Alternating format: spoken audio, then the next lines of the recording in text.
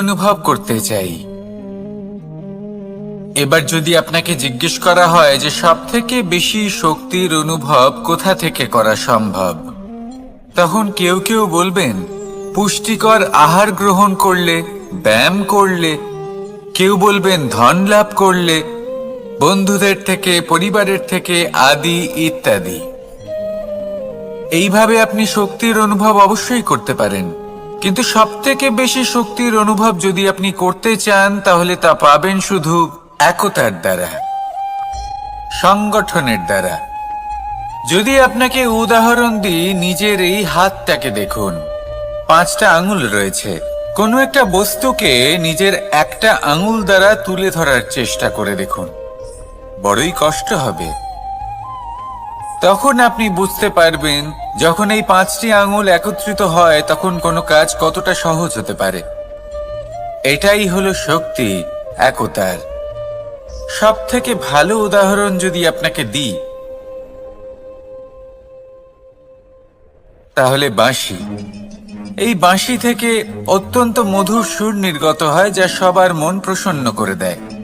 এই কথা সত্যি, কিন্তু এই বাঁশি আমি একটা বা দুটো আঙুল দিয়ে বাজাতে পারবো না। আমাকে প্রত্যেকটা আঙুল ব্যবহার করতেই হবে, তবেই এর থেকে মধুর সুর নির্গত হবে যা সকলকে প্রসন্ন করবে, ঠিক কি না? ঠিক এইভাবেই যদি আপনি চান যে আপনার জীবনরূপী বাঁশি থেকেও মধুর সুর নির্গত হোক বা সবার মনকে প্রসন্ন করে তুলুক, তাহলে আপনাকেও জীবনে একতা নিয়ে আসতেই হবে। আপনি একাও কর্ম করতে পারেন, পথ চলতেও পারেন, সামনেও এগোতে পারেন, সাফল্যও লাভ করতে পারেন।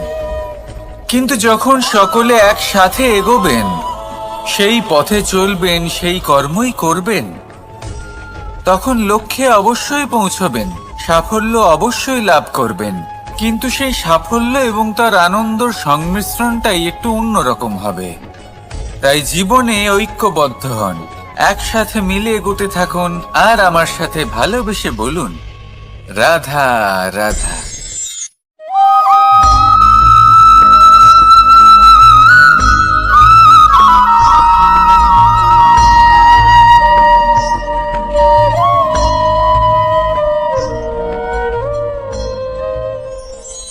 আমাদের শরীর প্রকৃতির সর্বশ্রেষ্ঠ রচনা। যে অঙ্গ প্রত্যঙ্গ আমরা লাভ করেছি প্রত্যেকটির মধ্যে একটি নিজস্ব বার্তা রয়েছে। একটু ভেবে দেখুন, দুটি চোখ দিয়েছে দেখার জন্য, দুটি কান দিয়েছে শোনার জন্য, নাসিকাও আছে দুটি, দুটি হাত দিয়েছে দ্বিগুণ পরিশ্রম করার জন্য। কিন্তু জীব শুধুমাত্র একটি, তার উপরেও তীক্ষ্ণ বলিষ্ঠ দাঁত দিয়েছে তার রক্ষার জন্য। কখনো ভেবে দেখেছেন কেন?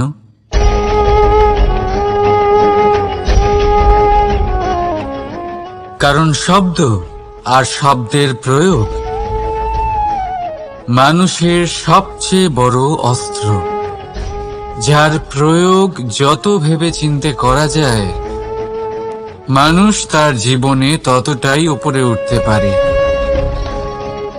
তাহলে মনে রাখুন, দেখুন, শুনুন আর বুঝুন বেশি,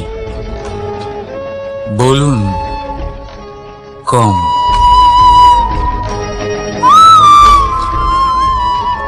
রাধা রাধা। মানুষ ভাবেন যে ধন অর্জন করা হলো অত্যন্ত গুরুত্বপূর্ণ। তিনি আজীবন ধন অর্জন করতে থাকেন, ধন অর্জন করার চেষ্টা করতে থাকেন। সে যাই হয়ে যাক না কেন, পরিশ্রম করতে থাকেন। স্বাস্থ্যের দিকে নজর দেন না, না উচিত সময় খাবার খান, না উচিত সময় ঘুমোতে যান, না পর্যাপ্ত সময় পর্যন্ত ঘুমন, কিছুই না। ধন অর্জন করতেই থাকেন, করতেই থাকেন। আর কিছু সময় পরে যখন তিনি অসংখ্য ধন লাভ করে ফেলেন, তখন তার সাথে ওনার শরীরে অনেক রোগ বাসা বাঁধে। এইসব রোগের উপচার করতে করতে সেই সমস্ত ধন যা উনি অর্জন করেছেন তা তিনি ব্যয় করে ফেলেন। শেষ পর্যন্ত কি হয়? আমরা যেভাবে এসেছি ঠিক সেইভাবেই ফিরে যাই, ধন এখানেই থেকে যায়। দেখুন, একটা অত্যন্ত গুরুত্বপূর্ণ কথা রয়েছে যে আপনার বোঝা উচিত। এই যে ধন, তার ব্যবহার করুন জীবনকে আরো ভালো করে তোলার জন্য। ধনের সদ্ব্যবহার করা উচিত, এমন যেন না হয় এই ধন আপনাকে ভোগ করে ফেলে। এই জীবনকে নিশ্চিত রূপে আরো শ্রেষ্ঠ করে তুলুন, কিন্তু এই ধন অর্জন করার এই প্রক্রিয়াতে নিজের সারা জীবনকে নষ্ট করে ফেলবেন না। এই জীবন উপভোগ করতে শিখুন, আর আমার সাথে ভালোবেসে বলুন, রাধা রাধা। কথায় আছে, অন্ধকারে প্রদীপ প্রজ্বলিত করলে চতুর্দিক আলোকিত হয়। কিন্তু যদি এই প্রদীপ আমি সূর্যের আলোর সম্মুখে সকালবেলায় প্রজ্বলিত করে রেখে দিই, তাহলে কি হবে? আপনি বলবেন যে এটা করে তো কোনো লাভই হলো না। সূর্যের প্রকাশের সামনে এই প্রদীপ আসলে কিছুই নয়। এবার এই চিন্তা ভাবনা প্রত্যেক দিন করতে হবে, আর একটা অমূল্য শিক্ষা পেতে হবে। মনে করুন যে আপনি মহাপুরুষের সামনে বসে আছেন, কোনো মহাজ্ঞানীর সামনে। তাহলে সেই ব্যক্তির সামনে নিজের জ্ঞানের প্রদীপ প্রজ্বলিত করবেন না, নীরব থাকুন, আর সেই ব্যক্তির সূর্যের প্রকাশের মতো জ্ঞান প্রাপ্ত করুন। যতটা পারবেন জ্ঞান লাভ করুন। যদি এমন কোনো সময়, এমন কোনো স্থানে আপনি আছেন যেখানে চতুর্দিক অন্ধকার, কারোর কাছেই জ্ঞান নেই, সেখানে নিজের জ্ঞানের প্রদীপ প্রজ্বলিত করুন।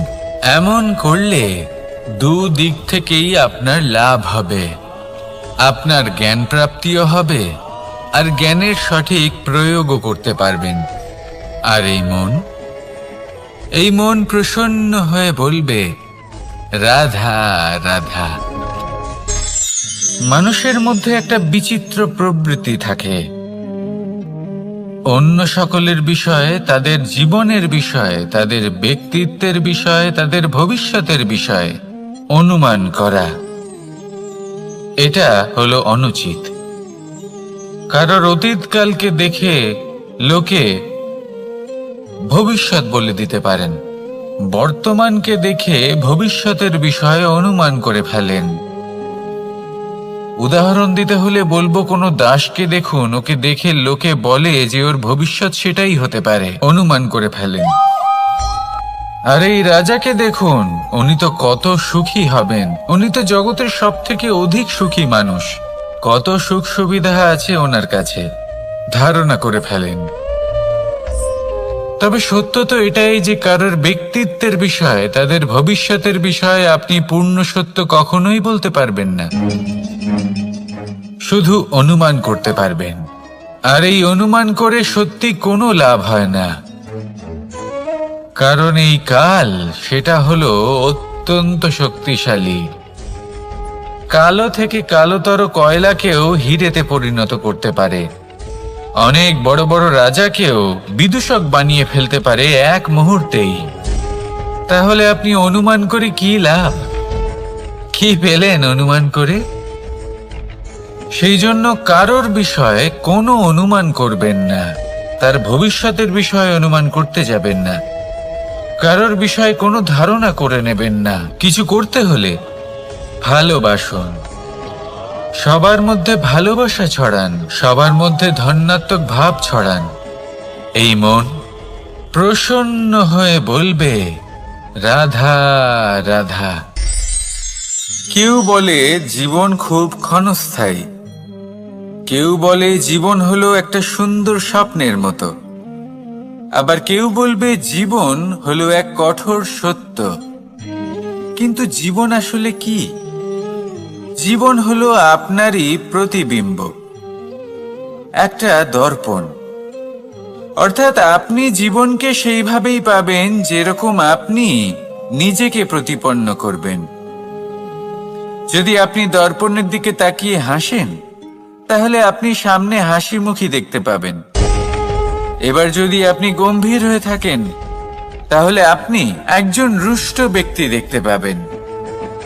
শেষে সবথেকে বেশি গুরুত্বপূর্ণ হলো আপনার চেষ্টা। আপনাকে সবসময় চেষ্টা করতে হবে যাতে আপনি নিজেকে প্রসন্ন এবং ইতিবাচক মনোভাবে রাখেন। এটা হলো আপনারই উত্তরদায়িত্ব, তাকে পালন করুন। এই মনকে প্রসন্ন রাখুন, এই সংসারকে সুন্দর বলে মনে হবে। আর এই মন প্রসন্ন হয়ে বলবে, রাধা রাধা।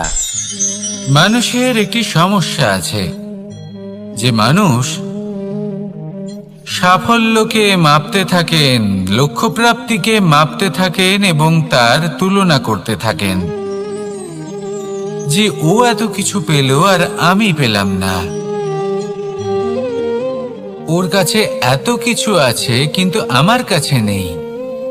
এই তুলনা করার জন্য ওনারা দুঃখী হয়ে পড়েন, নিরাশ হয়ে পড়েন। তাই আমি একটা প্রশ্ন করছি যে এটা কি উচিত? এই সংসারে আপনি কি নিয়ে তুলনা করবেন, যেখানে সূর্যদেব চন্দ্রমা দুজনেই আছেন, দুজনেই হলেন বিশেষ, দুজনেই নিজ নিজ সময়ে উদিত হন। এদের মধ্যে একজন না থাকলে তাহলে আমাদের জীবন কঠিন হয়ে পড়বে।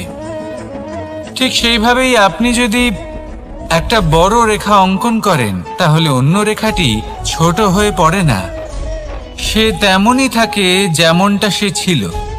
আপনার অস্তিত্ব কখনো ছোট বা বড় হতে পারে না। শুধু তুলনা করার জন্য আপনার এটা মনে হতে পারে। যদি আপনি যুদ্ধ করতে চান, আপনার তলোয়ারের প্রয়োজন পড়বে। যদি বস্ত্র তৈরি করতে চান, এত বড় তলোয়ার দিয়ে কিছুই হবে না। তখন প্রয়োজন পড়বে একটা ছোট্ট সূচের। তাই তুলনা করবেন না, না নিজেকে ছোট মনে করবেন, না অন্য কাউকে। সবার সাথে সহযোগিতা করুন, আর যদি তুলনা করতেই হয় নিজের সাথে করুন। যে কাল আমি কেমন ব্যক্তি ছিলাম, আজ কি তার থেকে শ্রেষ্ঠ হয়ে উঠতে পেরেছি? ভেবে দেখুন ভবিষ্যতে গিয়ে আপনি কতটা শ্রেষ্ঠ ব্যক্তি হতে পারেন। আসুন আমার সাথে ভালোবেসে বলুন, রাধা রাধা। এই সংসারের সব থেকে গুরুত্বপূর্ণ তত্ত্ব কোনটা? প্রথম হলো সময়। জন্ম থেকে মৃত্যু পর্যন্ত এই যে সময়, এটাই তো হলো জীবন। দ্বিতীয় হলো জীবন, যাতে আমরা সময়ের সদ্ব্যবহার করি, শ্রেষ্ঠ থেকে শ্রেষ্ঠতর কাজ করার চেষ্টা করি। বহু বছরের এই পরম্পরা, এই সংস্কৃতিকে এগিয়ে নিয়ে যাওয়ার চেষ্টা করি। এই সংসারে আমরা অংশগ্রহণ করতে চেষ্টা করি। তৃতীয় হলো ধন, সেই ধন যা প্রত্যেক ব্যক্তি অর্জন করতে চেষ্টা করেন। এবার এই তিনটি তত্ত্বের মধ্যে একটা সামঞ্জস্য আছে, সমান ব্যাপার আছে।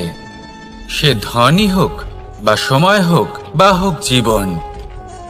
আর সেই সমান ব্যাপার হলো যে যদি আপনি এটা গণনা করতে থাকেন, তাহলে তা কমতে থাকে। যদি আপনি এটা ব্যবহার করেন, তাহলে তা বাড়তে থাকে। একে সংগঠিত করে রাখতে চেষ্টা করলে এ হাত থেকে ফসকে যায়। কিন্তু যদি আপনি একে সামলে রাখতে শিখে যান, তাহলে এমন কাজ করবেন যাতে সংসারের সাথে সাথে পরবর্তী প্রজন্ম লাভবান হবে। যদি কিছু শিখতে চান, তাহলে সামলাতে শিখুন, গণনা করা বা সংগঠিত করা নয়। আসুন আর আমার সাথে ভালোবেসে বলুন, রাধা রাধা।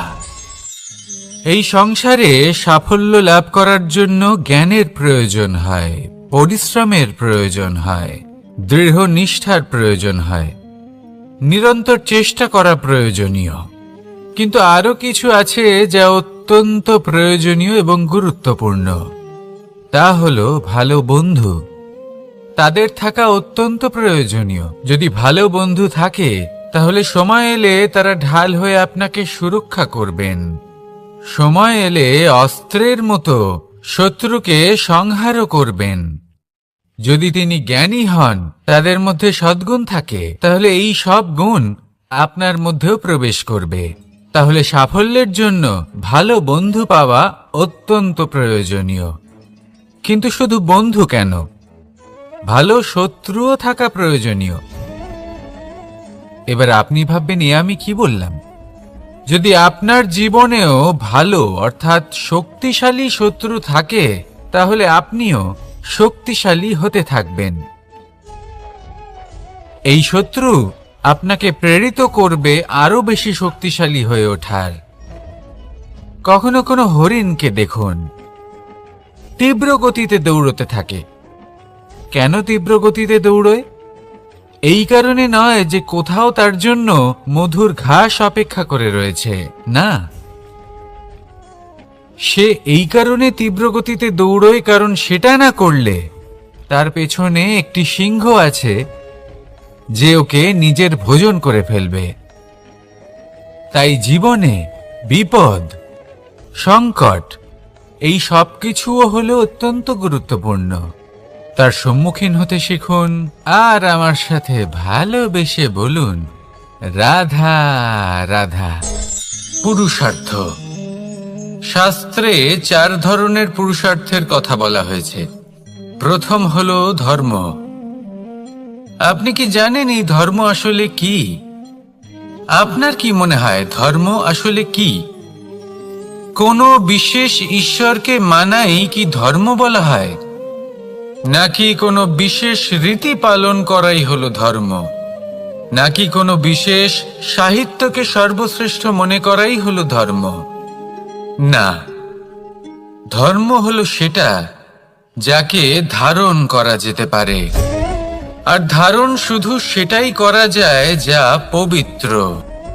পবিত্র শুধু তাকেই বলা হয় যা নিঃস্বার্থ, যার মধ্যে শাসন করার কোনো ইচ্ছে নেই, যা সরলভাবেই প্রবাহমান, জল এবং বায়ুর মতো। যখন কোনো ব্যক্তি ধর্মকে ধারণ করেন এবং সেই ধর্ম সেই ব্যক্তিকে রক্ষা করে, তখন তাকে ধর্ম বলা হয়।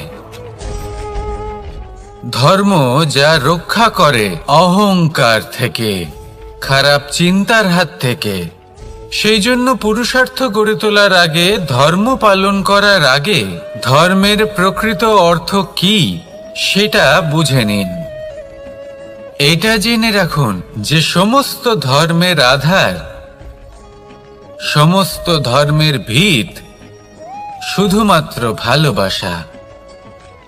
আসুন আর এই ভালোবাসার সাথেই বলুন, রাধা রাধা। কখনো কোনো বাগানের কোনো বৃক্ষকে দেখেছেন যেখানে সুগন্ধি ফুল থাকে, রসালো ফল থাকে? তখন মন প্রফুল্ল হয়ে ওঠে, মন থেকে সেই বৃক্ষের প্রতি ভালোবাসা জন্মায়।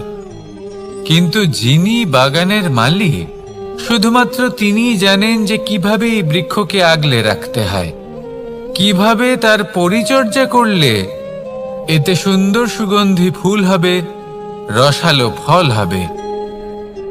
কখনো কখনো প্রয়োজনের থেকে বেশি রোদ পেলে এই বৃক্ষগুলি শুকিয়ে যায়, প্রয়োজনের থেকে কম রোদ পেলেও এই বৃক্ষ কিন্তু শুকিয়ে যায়। প্রয়োজনের থেকে কম জল যদি পায়, এই বৃক্ষ শুকিয়ে যেতে পারে। প্রয়োজনের থেকে অতিরিক্ত জল যদি পায়, তখনও এই বৃক্ষের শিকড়গুলি নষ্ট হয়ে যেতে পারে। এবার এটাই কিন্তু আমাদের সংসারের সাথেও হয়। আমাদের সংসারের সকল প্রতিভাশালী ব্যক্তি, যেমন লেখক, বিচারক, প্রবক্তা, যোদ্ধা, এদের সবার ক্ষেত্রে এই কথাটাই প্রযোজ্য। যদি বেশি প্রশংসা করা হয়, তাহলেও এরা হারিয়ে যাবেন। প্রয়োজনের থেকে বেশি যদি নিন্দা করা হয়, তখনও তারা নত হয়ে পড়বেন। তাহলে আজ আমি এদের রক্ষা করুন এবং নিজেদেরও। এটা কোনো এক সময়ের কথা, একটা দুজন বোন যাতা কলে গম পিষাই করছিলেন। জেনে রাখুন কখন কোন নিন্দায় আপনি লজ্জিত হবেন না। ছিলেন তিনি আর সময় কখন, সময় সেখান কোন থেকে ছোট ছোট প্রশংসার দানা দ্বারা তুলে নিজের খাচ্ছিলেন মধ্যে এবং অহংবোধ বিষয়টা জাগ্রত উপভোগ করবেন না। করছিলেন। এবার এই দেখতে মন দেখতে গম পেশাই সমাপ্ত সুপ্রসন্ন হলো। হয়ে বলবে, এবার পেশাই করা গম রাধা, নিয়ে সেই দুজন রাধা। বোন বাড়ি ফিরে আসছিলেন এবং তাদের ফেরার পথে হঠাৎ করে কোথাও থেকে একটি বাছুর চলে এলো। এই দুই বোন ভয়ভীত হয়ে গেলেন আর তাদের হাত থেকে সেই আটা পড়ে গেল, মাটিতে মিশে গেল। এবার এই পুরো ঘটনাক্রমে যদি কারোর বিন্দুমাত্র লাভ হয়ে থাকে, বিন্দুমাত্র আনন্দ পেয়ে থাকে, তাহলে সে কে? সেই ছোট বোন, যিনি মাঝে মাঝেই গমের দানা তুলছিলেন এবং খাচ্ছিলেন। কিছুটা হলেও উনি আনন্দ লাভ করেছিলেন। এবার এরকমই হলো আমাদের জীবনে ভক্তি এবং ভালোবাসা সংক্রান্ত বিষয়। মানুষ নিজের জীবনের দৈনিক কাজে এতটাই ব্যস্ত হয়ে পড়েন, প্রত্যেক দিন শুধু কাজ কাজ কাজ কাজ করতে থাকেন, আর তাতে ভক্তি এবং ভালোবাসার জন্য সময় বার করতেই পারেন না। দেখুন, জীবনে ভক্তি আর প্রেমের এই যে ছোট ছোট মুহূর্ত আছে, এগুলো যদি আপনি যাপন করতে পারেন তাহলে তাতেই আপনি তৃপ্তি লাভ করবেন। বাকি সবই আপনার ব্যর্থ বলেই মনে হবে। জীবনে যখনই আপনি কোনো কাজ করবেন, ঈশ্বরের প্রতি সমর্পিত হয়ে সেই কাজ করুন। আর যখনই সময় পাবেন, তাহলে সেই সময় নিজের আপনজনদের দিন। যাদের আপনি ভালোবাসেন তাদের প্রতি যত্নবান হন, তাদের শুভাকাঙ্ক্ষী হন। এই প্রেম আর ভক্তির ছোট ছোট মুহূর্তগুলো আপনার জীবনকে চরিতার্থ করে তুলবে। আসুন আমার সাথে ভালোবেসে বলুন, রাধা রাধা। আমরা সবাই সূর্যকে সম্মান করি, ওনাকে শ্রদ্ধা করি, ওনাকে পুজো করি। এই সূর্য আমাদের শক্তি প্রদান করেন, প্রকাশ প্রদান করেন। কখনো কখনো উষ্ণতা এতটাই বাড়িয়ে তোলেন, এতটাই তপ্ত করে তোলেন, আমাদের কথা মনে হয় যে আমাদের এই শরীর জ্বলে যাচ্ছে। তখনও আমরা বিরোধিতা করি না, তাকে কটু কথা শোনাই না। আমরা সসম্মানে তা গ্রহণ করি। কেন কেন করি? কারণ আমরা জানি যে সন্ধেবেলা যখন সূর্যাস্ত হবে, তখন শুধুমাত্র অন্ধকার বাকি থাকবে। ঠিক কিছুটা এরকমই হয় আমাদের মাতা পিতাও, যিনি আমাদের জন্ম দেন, আমাদের ভরণ পোষণ করেন, আমাদের বড় করেন, আমাদের প্রেম প্রদান করেন। কখনো কখনো তাদের মুখ থেকে কটু কথা নিঃসৃত হয়, আমাদের দুঃখ হয়, কিন্তু তখন আমাদের এটা বোঝা উচিত এগুলি নিঃসৃত হচ্ছে আমাদেরই মঙ্গলের জন্য। যেমন সূর্যদেব, উনিও উত্তাপ দিয়ে থাকেন আমাদেরই মঙ্গলের জন্য, যাতে ফসল পাকতে পারে, যাতে জল বাষ্প হয়ে মেঘ হতে পারে, বৃষ্টি হতে পারে, আর এই সংসারে নিরন্তর জলের প্রবাহ থাকে। আমাদের মাতা পিতা, তাদের কঠোর আচরণ, তাদের কঠোর অনুশাসনের পেছনে লুকিয়ে থাকে ওনাদের ভালোবাসা। আমাদের তা বুঝতে হবে, সসম্মানে ওনাদের গ্রহণ করতে হবে। কারণ ঠিক সূর্যাস্তের পরে যেমন অন্ধকারাচ্ছন্ন হয়ে যায়, তেমনি আমাদের জীবন থেকে যখন আমাদের মাতা পিতা চলে যায়, তখন আমাদের জীবনেও শুধু এবং শুধুমাত্র অন্ধকারই ছেয়ে থাকে।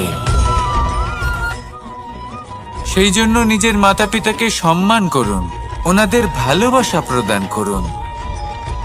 এই মন আর এই জীবন প্রসন্ন হয়ে বলবে, রাধা রাধা। শিশিরের বিন্দু পাতার ওপর পড়ে আর তার গায়ে লেগে থাকে। পাতা তাকে শুষে নিতে পারে না, আর শেষ পর্যন্ত সে ঝরে পড়ে যায়।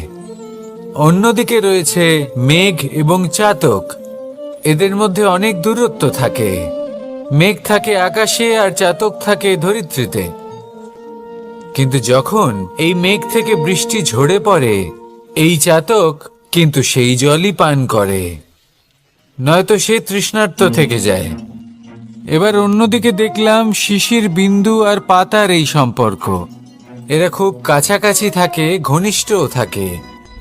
অন্যদিকে রয়েছে মেঘ এবং চাতকের সম্পর্ক, যাদের মধ্যে অনেক দূরত্ব থাকা সত্ত্বেও তারা খুব ঘনিষ্ঠ, তাই না? এই সারমর্ম খুব সরল। এই নৈকট্য, এই দূরত্ব, তা আপনার সম্পর্কে প্রভাব কিছুতেই ফেলতে পারে না। এই নৈকট্য, এই দূরত্ব, এইসব হলো শুধুমাত্র মনের ব্যাপার। কখনো আপনি অনুভব করেছেন আপনি কারোর থেকে অনেক অনেক দূরে আছেন, অনেক দূরে আছেন, তাও সেই ব্যক্তির প্রতি আপনি টান অনুভব করেন। সেখানে আপনি কারোর সাথে প্রত্যেক দিন অতিবাহিত করেন, সমস্ত জীবন অতিবাহিত করেন, সব থেকে বেশি সময় তার সাথে অতিবাহিত করেন, তাও তার প্রতি সেই টান অনুভব করেন না। এই সংকেত হলো মনের দূরত্বের। তাহলে মনের এই দূরত্ব দূর করুন আর আমার সাথে ভালোবেসে বলুন, রাধা রাধা।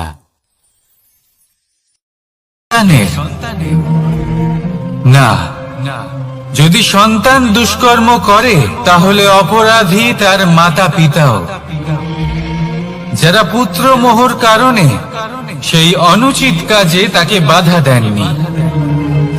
অপরাধী হলেন তার পিতামহ, যিনি নিজের কর্তব্যবোধের কারণে নিজের পরিবারের যত্ন নেননি, যিনি সন্তানকে কখনো শাস্তি দেননি। অপরাধী হলেন তার সেই গুরুও, যিনি নিজের শিষ্যের সেই দুষ্কর্ম দেখেও তাকে প্রতিহত করতে পারেননি। একজন হবু রাজার কর্তব্য হলো নিজের প্রজার কাছে সে যেন এক উদাহরণ প্রস্তুত করতে পারে। কিন্তু যদি এত অনুচিত উদাহরণ প্রস্তুত হয়ে থাকে, তাহলে মা বাবার, বাড়ির বয়োজ্যেষ্ঠদের কর্তব্য হলো ওনারা যেন সেটা সেখানেই থামায়, হয় ভালোবেসে নয়তো শাস্তি দিয়ে। যদি না থামানো হয় তাহলে মহাভারত অবশ্যম্ভাবী। অনেক ব্যক্তির মনে একটা প্রশ্ন জাগে আমাকে আর রাধাকে নিয়ে। বলেন যে না আমি আর রাধা একসাথে থাকি, না আমাদের বিয়ে হয়েছে, আমি এখানে দ্বারকাতে ও ওখানে বর্ষণাতে, তাও এত ভালোবাসা কি করে? এ কেমন সম্পর্ক?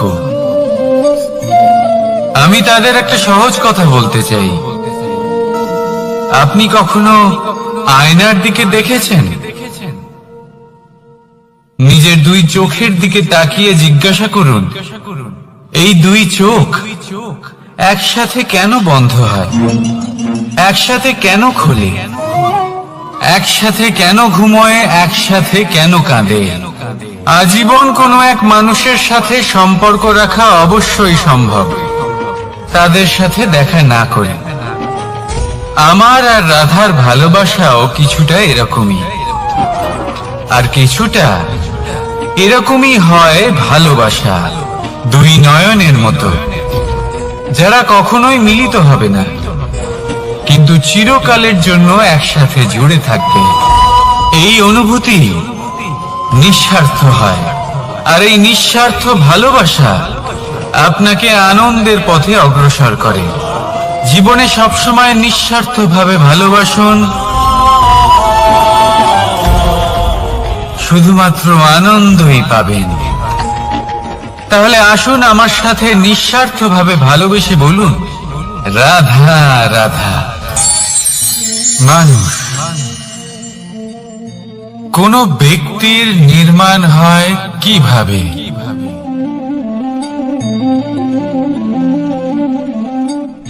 কেউ বলবেন পঞ্চতত্ত্বের দ্বারা, কেউ বলবেন আত্মা, দেহ ও চেতনার দ্বারা, কেউ বলবেন ঈশ্বরের কৃপার দ্বারা, তো কেউ বলবেন এই প্রকৃতির পরীক্ষার দ্বারা। না, মানুষের নির্মাণ হয়ে থাকে বিশ্বাস দ্বারা ব্যক্তি তখনই গড়ে ওঠেন যখন ব্যক্তিত্ব থাকে, ঠিক কিনা? আর ব্যক্তিত্ব তখনই হবে আর সেরকমই হবে যেরকম বিশ্বাস আপনি নিজের উপরে রাখবেন। যদি আপনি মনে করেন আপনি বিষের ন্যায় হবেন, তাহলে আপনি বিষাক্তই হবেন। যদি আপনি এটা মনে করেন যে আপনি অমৃতের ন্যায় হবেন, তাহলে আপনি অমরই হয়ে যাবেন। যদি আপনি নিজের উপরে বিশ্বাস রাখেন যে আপনি সংসারের সব থেকে উঁচু পর্বতের শিখরে পৌঁছতে পারবেন, তাহলে আপনি অবশ্যই পৌঁছবেন। যদি আপনার এরকম মনে হয় যে আপনি এরকম কখনো করতে পারবেন না, তাহলে এরকম কখনোই হবে না।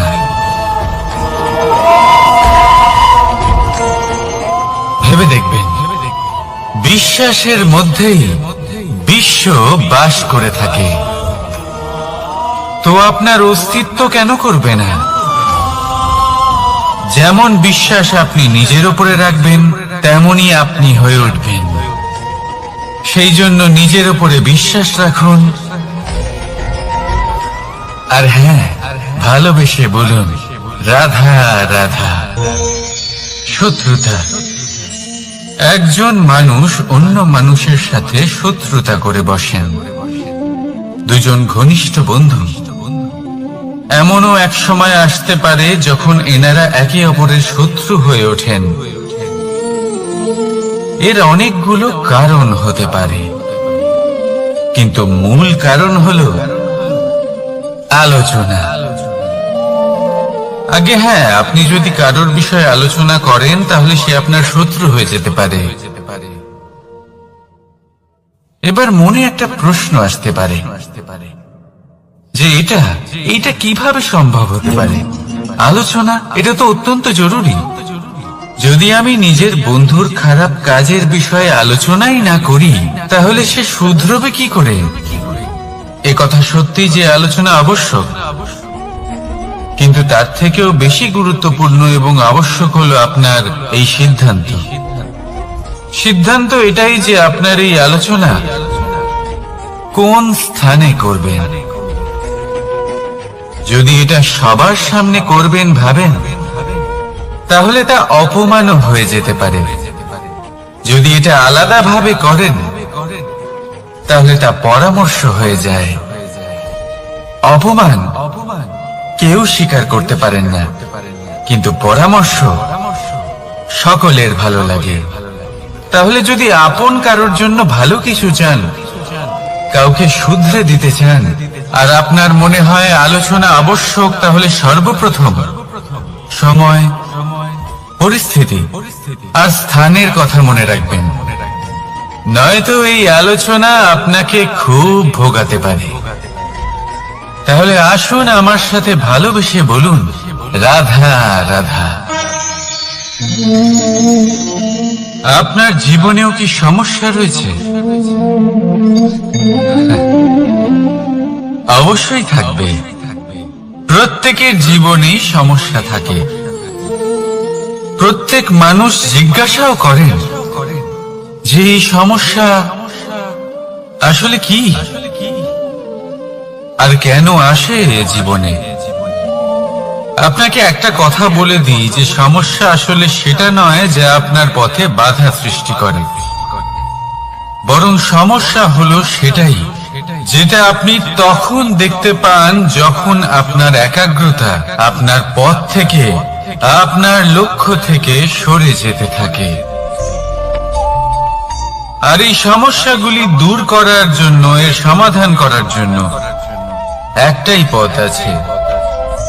নিজের সমস্ত ভাবনা আরো একবার একাগ্র করুন নিজের পথের দিকে, নিজের লক্ষ্যের দিকে। আপনার সমস্ত ভাবনা যদি কেন্দ্রীভূত হয় নিজের লক্ষ্যে, তাহলে এই সমস্যা দূরে থাকবে। যদি এরকম না হয়, যদি আপনার মন একটু অন্যদিকে চলে যায়, তাহলে এই সমস্ত সমস্যা আবার সামনে চলে আসে আর বাড়তেও থাকে। দেখুন, যেখানে আপনার লক্ষ্য রয়েছে, বান যদি সেখানেই চালাতে হয়, তাহলে দৃষ্টি তো সেদিকেই রাখতে হবে। তবেই তো আপনি সেই লক্ষ্য ভেদ করতে পারবেন। সেই জন্য মনে রাখবেন, সর্বদা লক্ষ্য রাখবেন নিজের পথে, সেই পথেই সামনে এগোতে থাকুন নিজের লক্ষ্যের দিকে। আপনি যত সামনে এগোতে থাকবেন, এই সমস্যা তত পিছিয়ে যাবে। তাহলে আসুন, আমার সাথে ভালোবেসে বলুন, রাধা রাধা। এই পাখিরা সত্যি খুব সুন্দর, আমার খুব ভালো লাগে। আপনি নিশ্চয়ই শুনে থাকবেন যে কিছু পাখির কাছে ডানা অবশ্যই থাকে, কিন্তু উড়তে পারে না। তারা চায় উঁচু আকাশে উড়ে বেড়াতে এবং মেঘেদের সাথে কথা বলতে, করতেই পারে না। এবার এই সংসারেও পাওয়া যায় ঘুড়িও। এদের মধ্যে না জীবন আছে, না প্রাণ আছে, আর না আছে ডানা, কিন্তু এরা আকাশের সাথে কথা বলে, হাওয়ার বেগের সাথে কথা বলে, আনন্দ করে, উৎফুল্ল হয়ে ওঠে। আকাশে জীবনের কিছু মুহূর্ত কাটায়। তার কারণ কি হতে পারে? কারণ হলো সুতো। এই সুতো যদি সঠিক হাতে থাকে, তাহলে এই কাগজের তৈরি ঘুড়িও আকাশের উচ্চতায় উড়ে বেড়াতে পারে। এবার এই সুতো আসলে কি? এই সুতো হলো আসলে ভালোবাসা। এই সুতো হলো আসলে বিশ্বাসের। আর এটা আপনি দিয়ে থাকেন তাদের হাতে যাদের আপনি বিশ্বাস করেন, যাদের আপনি নিজের সর্বস্ব দিয়ে দেন। ভেবে দেখুন, এই ভালোবাসা আর বিশ্বাসের সুতো আপনি যদি সঠিক মানুষের হাতে দিয়ে দেন, তাহলে আপনি অনেক উচ্চতায় উঠতে পারবেন, আকাশের উচ্চতায় উড়ে বেড়াতে পারবেন, মেঘের সাথে কথা বলতে পারবেন, পাখিদের মতো উঠতে পারবেন, যা ইচ্ছে তাই করতে পারবেন। শুধু এই মানুষ সঠিক হতে হবে, এমন একজন মানুষ যার মনে আপনার জন্য ভালোবাসা রয়েছে, এমন এক মানুষ যার মনে কোনো স্বার্থ নেই, যিনি পরোপকারী, এমন একজন ব্যক্তি যিনি আপনার অস্তিত্বকে বাইরে নিয়ে আসতে পারবেন, তাকে উজ্জ্বল করে তুলবেন। তাহলে ভালোবাসুন, আনন্দ করতে থাকুন, আর এই আনন্দ সহকারে বলুন, রাধা রাধা। আমরা সকলে এমন ব্যক্তির সাথে থাকতে চাই যারা খুব মিষ্টি কথা বলেন, যাদের ব্যবহার আমাদের ভালো লাগে, যারা দেখতে সুন্দর হন, যাদের আমরা পছন্দ করি। আর সব সময় এমন ব্যক্তির থেকে দূরে থাকতে চেষ্টা করি যাদেরকে আমরা পছন্দ করি না, যাদের কথা আমাদের খারাপ লাগে, যাদের কথা একটু কঠোর হয়। আমরা সব সময় চেষ্টা করি এদের থেকে দূরে থাকার, ঠিক কিনা? কিন্তু যদি বাস্তবটা দেখি, তাহলে এই কঠোরতা জীবনে শান্তির প্রলেপ দেয়। ওষুধও একটু কড়াই হয়, কিন্তু এ কি করে? আমাদের সুস্থ করে তোলে। ঠিক সেইভাবেই ভালোবাসার এই অধ্যায় একটু কঠিন, একটু কড়াও মনে হতে পারে, কিন্তু এর ফল সবসময় আপনাদের স্বাস্থ্যের পক্ষে ভালোই হয়। সেই জন্য যদি কেউ আপনার নিন্দে করে, আপনাকে কড়া কথা শোনায়, আপনার ব্যাপারে আলোচনা করে, তার মানে এটা নয় যে সে আপনার শত্রু। হতে পারে তিনি আপনার বন্ধু হন, আপনার জন্য ভালো চান, আপনাকে শুধরে নিতে চান, আপনার মধ্যে কোনো পরিবর্তন দেখতে চান। সেই জন্য কখনো কারোর কথা শুনে বা কাউকে দেখে প্রাথমিকভাবে এই সিদ্ধান্ত নেবেন না যে তিনি আপনার শত্রু হন নাকি আপনার বন্ধু হন। এমনও শত্রু হয়ে থাকেন যে গুড়ের মতো মিষ্টি মিষ্টি কথা বলে আসলে আপনাকে বিষ পান করিয়ে দেবেন। আর এমনও বন্ধু থাকেন যারা আসলে নিমের মতো কড়া কথা বলেন কিন্তু আপনাকে অমৃত পান করান। এদের মধ্যে পার্থক্য করতে জানতে হবে, কে আসলে শত্রু হন আবার কে আসলে মিত্র হন। এই পার্থক্য যখন আপনি করতে শিখবেন, তখন আপনি এই সংসারের সব থেকে সুখী প্রাণী হয়ে উঠবেন। এই পার্থক্য বোঝা সহজ নয়, কিন্তু অবশ্যই আবশ্যক। রাধা রাধা।